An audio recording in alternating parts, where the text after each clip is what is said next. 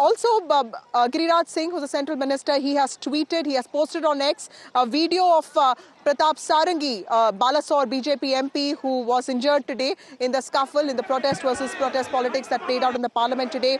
And if you look at the shots, the visuals, there's Nishikant Dubey, the Jharkhand Godda MP, who is in some ways looking at him. There's also, there are other MPs, including Poonam Madam and others who are in some ways, helping Pratap Sarangi with his injury. There's also Sakshi Maharaj from Unnao, and Rahul Gandhi is being brought in there. He spends a brief amount of time there, asks what happened, and he's told about this. But you can see those visuals there, Pratap Sarangi, and he's now been hospitalized. He's amongst the two MPs who have been hospitalized, and both of them have alleged that they got injured while they were standing as part of the protest that happened today, BJP versus Congress protest on Ambedkar.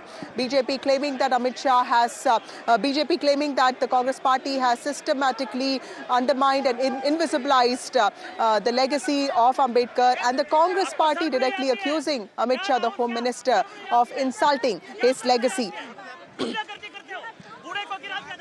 Going back to Sajan Kumar. Sajan, how do you see what played out in the parliament today? Because this is not normal. 2 days to go, the last final hours of the winter session of the parliament. This was in some ways a very polarized session that we saw, with some very important points being made on the constitution. But, everything took a very different turn, with now the controversy resting upon the legacy of Ambedkar and its respect versus disrespect.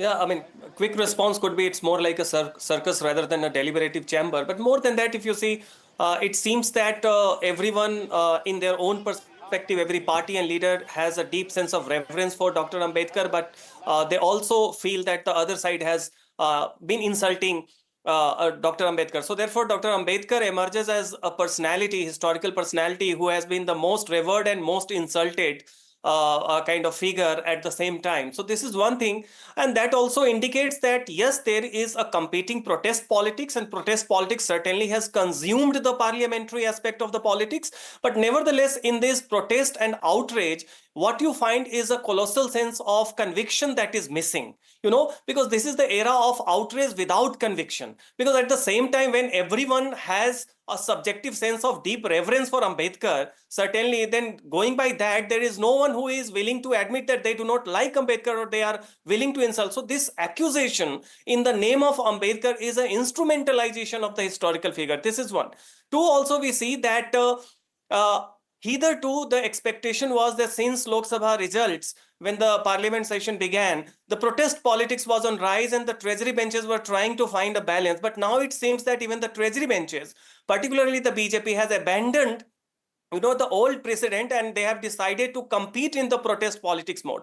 So that is why whatever we feel unprecedented is going to be a norm, and therefore do expect that we will be having more and more outrages. But my sense is those outrages are instrumental outrages, manufactured outrages. There is no deep conviction, because how is it possible that the parties who during their reign have been defying Ambedkar, now you see a united color of Ambedkarites.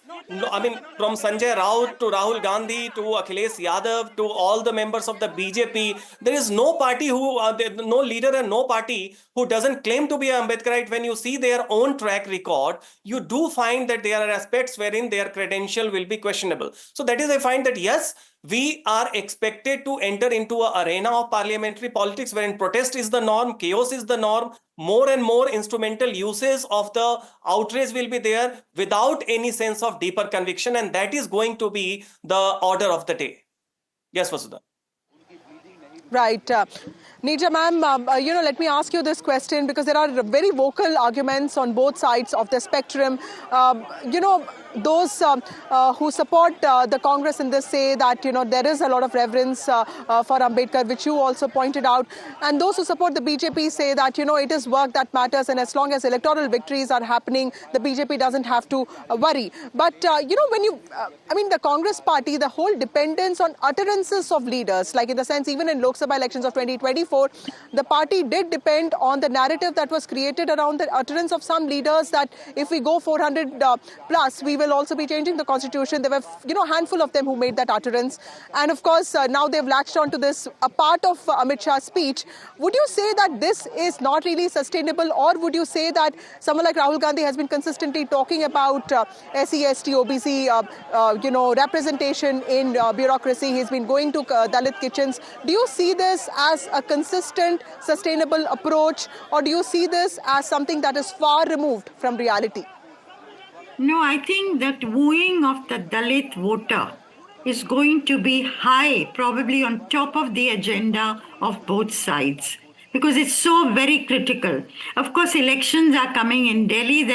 It may not matter so much. There'll be elections in Bihar, but later down, there will be very important elections where the Dalits do matter. So at the moment, as far as Rahul Gandhi's OBC politics, caste census, he's not been able to wean away OBCs or to translate that demand for a caste census into a slogan that could appeal to the OBCs. OBCs were traditionally never the vote bank of the Congress party. Of course, of his allies today, a party like Samajwadi Party, for instance. But that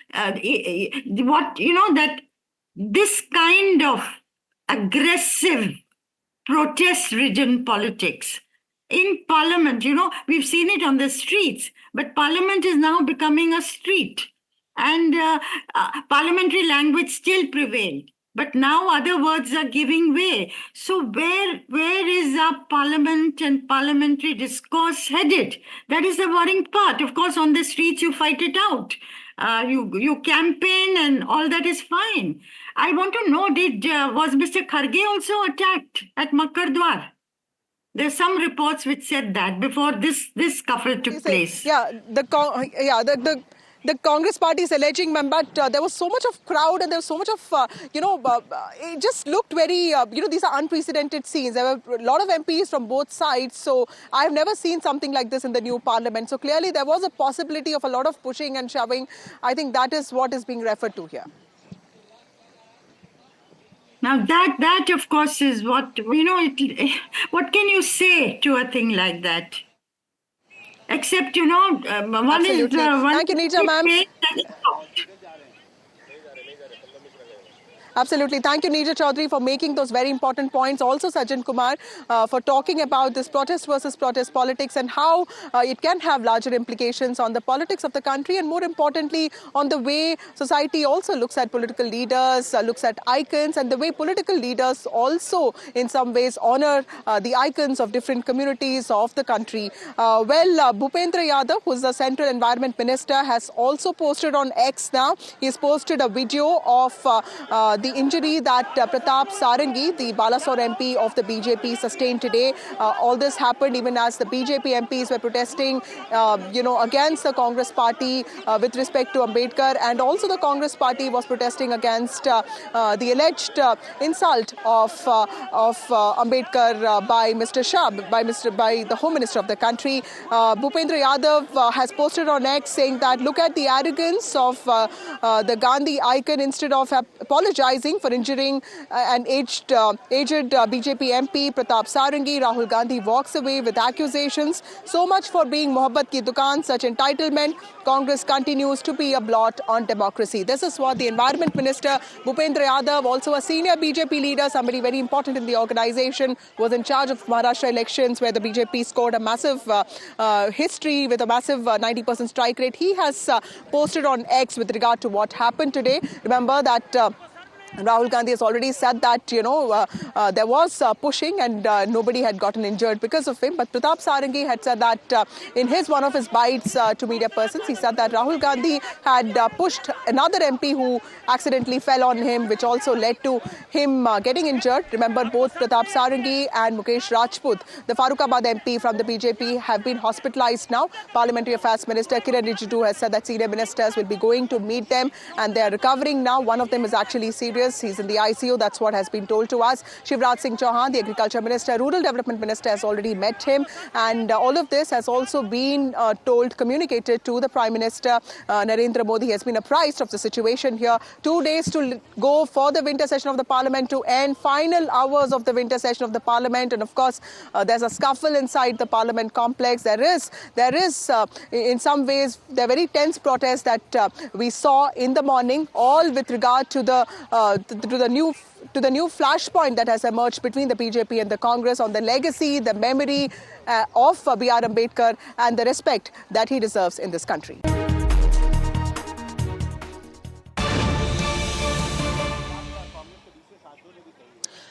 Well, what we know from BJP sources is that the party will soon be filing an FIR against Rahul Gandhi for allegedly aggressively assaulting two of the party's MPs. Remember Pratap Rao Sarangi, who is from Balasore, a BJP MP from Odisha, and also Mukesh Rajput, Farrukhabad MP from BJP, have been hospitalized. Both of them have said that they got injured today during the protest. Pratap Sarangi has said that it was Rahul Gandhi who pushed another MP who basically fell on him, leaving him injured. And we have also seen videos that have been tweeted by both Giriraj Singh and also Law Minister Bhupendra Yadav that show Rahul Gandhi walking in, of course, then walking out. He's being told about Pratap Sarangi's injury, but then he, of course, walks out. BJP has taken note of this incident, and they have said, the party has said that it completely condemns the attitude of Rahul Gandhi. Congress party, on the other hand, has also alleged that Mallikarjun Kharge was injured today while he walked into the protest, so much so that his knees, which have just undergone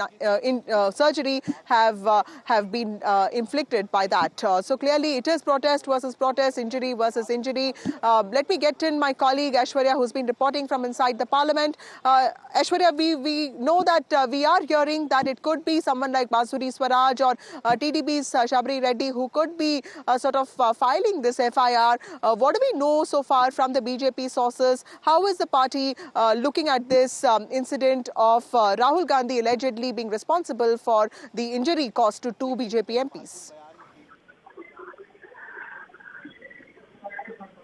Well, the BJP had been stating that they have now the access to the videos of Rahul Gandhi, according to what Bharatiya Janata Party has been claiming, that it was Rahul Gandhi who pushed several of the MPs of the Bharatiya Janata Party who was protesting at the Makar Dwar, and now, there are two MPs, Baireddy Shabri of the TDP and BJP MP Basuri Swaraj, who have the video footage with them of Rahul Gandhi assaulting the BJP MPs who are protesting, and they are going to register an FIR against him.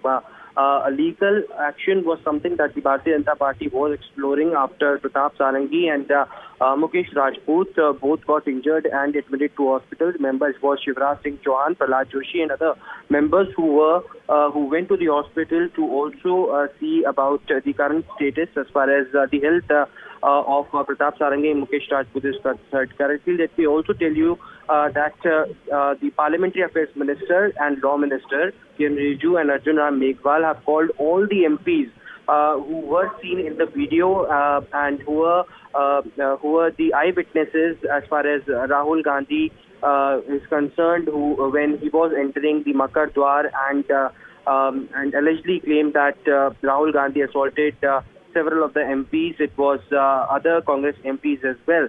And there has been a letter that has also been written by Mallikarjun Kharge, on the other side, Congress President to Lok Sabha Speaker, regarding the entire incident that broke out. So it is now the BJP clearly escalating and also taking a legal route against Rahul Gandhi after today's ruckus and injuries to the MPs.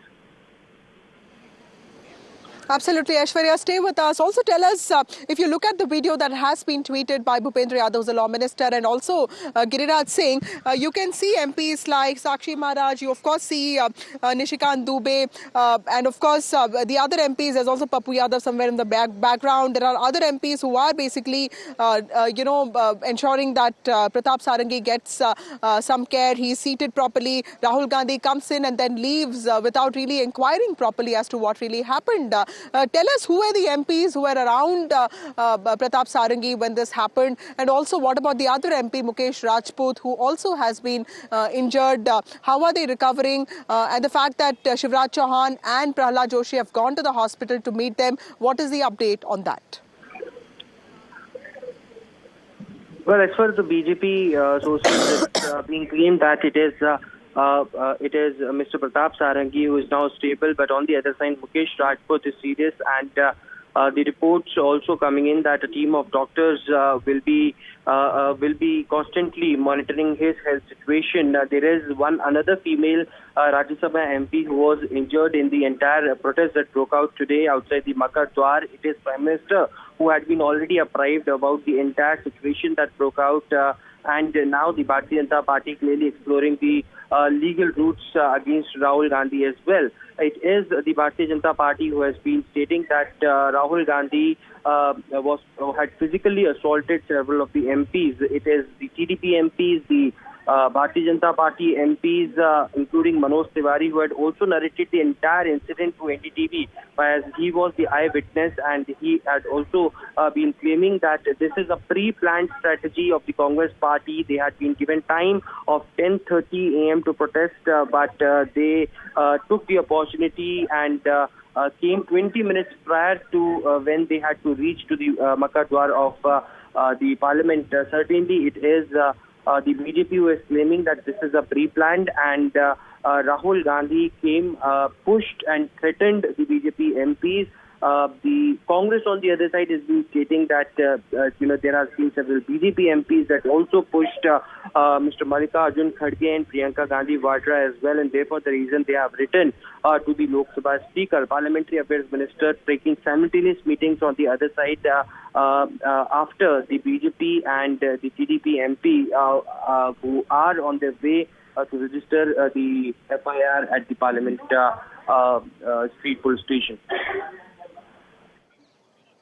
Right. Thank you, Aishwarya. We'll keep coming back to you with more details. The politics over B.R. Ambedkar saw a different turn today. It was protest versus protest, injury versus injury, with Congress President Mallikarjun Kharge himself saying that alleging that when he came to the protest site at Makar Dwar, he was also sort of pushed around, and he had to be seated on a chair that Congress MPs had to bring for him. And this has also inflicted an injury on his knees, which have just recently undergone a surgery. This vis-a-vis the BJP scene, where two MPs, one Pratap Sarangi from Balasore in Odisha and Mukesh Rajput from Farrukhabad in UP, both of them had to be hospitalized after they also faced injuries.